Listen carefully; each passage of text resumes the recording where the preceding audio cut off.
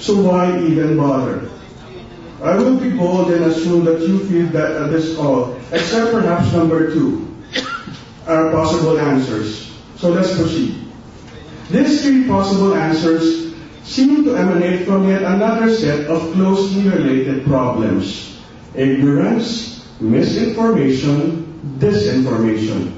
To make things easier for everybody, especially those who are taking down notes in the traditional way, let us just bundle up these 3 under the information issues, to mean the lack of information and wrong information, both unintentional and deliberate.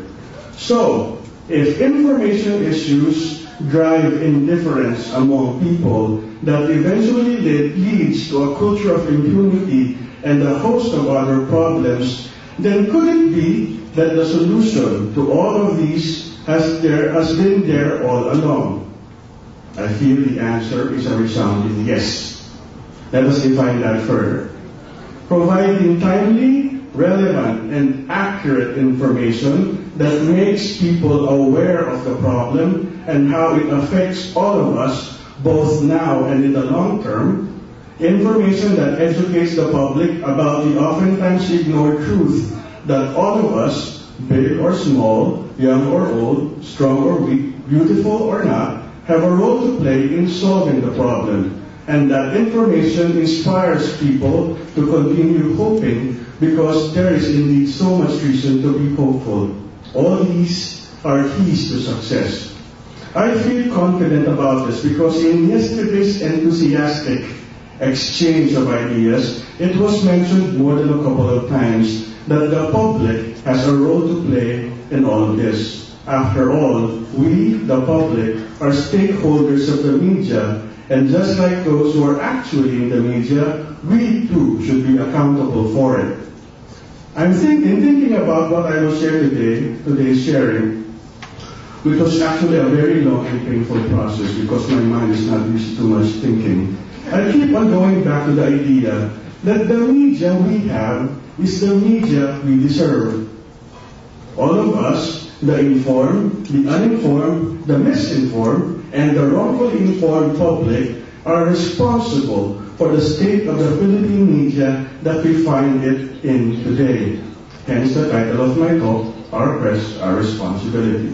However, the bigger responsibility falls under those of us who are properly informed.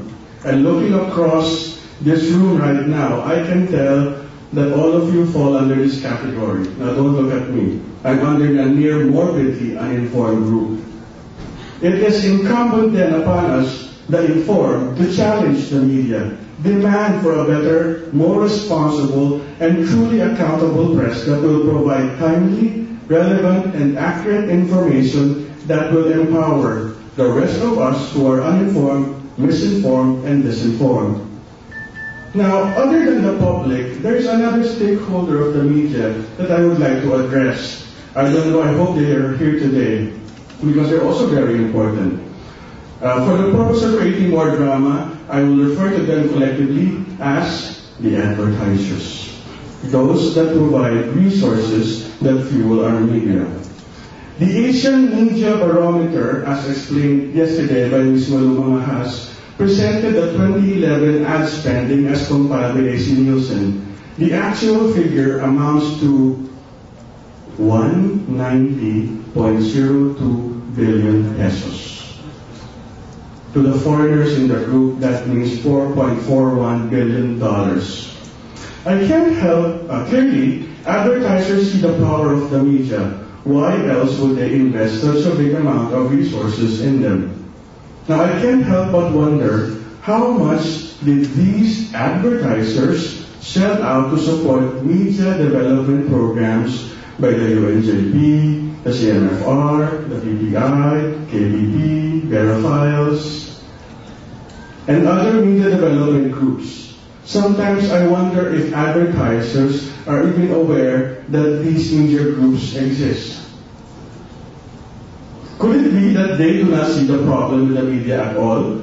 Or could it also be because in one way or another, advertisers too are indifferent to the plight of Philippine media? Allow me to make a bold assumption again.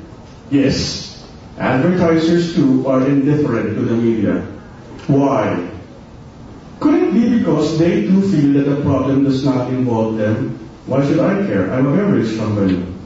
Or that they are basically pure evil and that they don't care for the interests other than their own.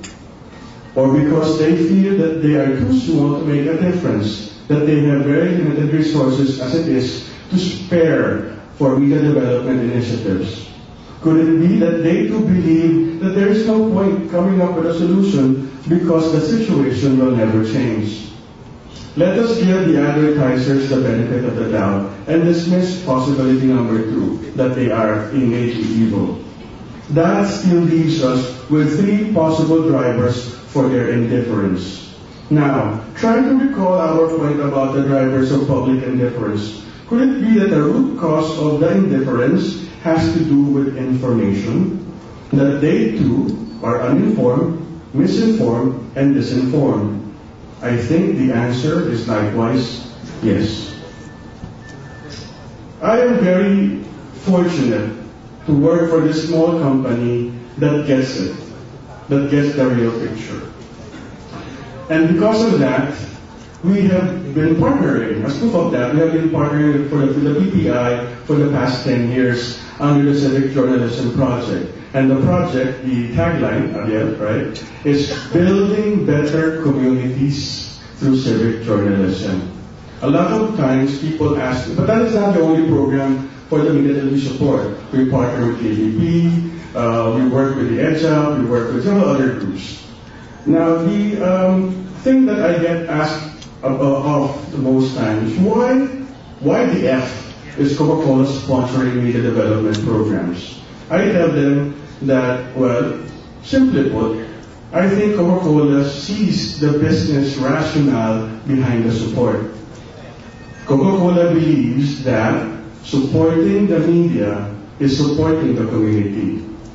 That by empowering the press, we are in one way or the other contributing to a progressive community. And if the community is progressive, then they can buy more Coke.